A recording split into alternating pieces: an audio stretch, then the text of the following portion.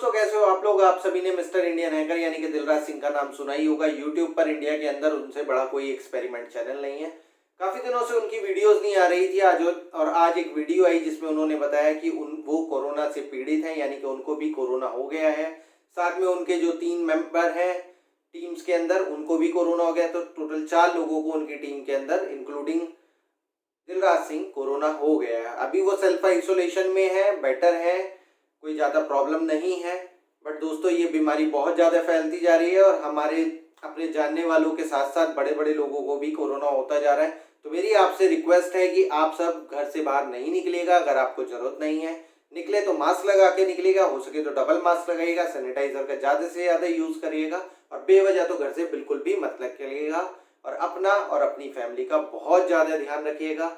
मिलजुल के रहिएगा, अपने दोस्तों से फ़ोन पे बात कीजिएगा, वीडियोस देखिएगा, मूवीज़ देखिएगा, एंटरटेन करिएगा अपने आप को, पॉजिटिव रहिएगा, खुश रहिएगा और स्वस्थ रहिएगा और अपने आप को सेफ रखिएगा। चलिए मिलेंगे अगली वीडियो में, तब तक के लिए जय हिंद, जय भारत दोस्तों।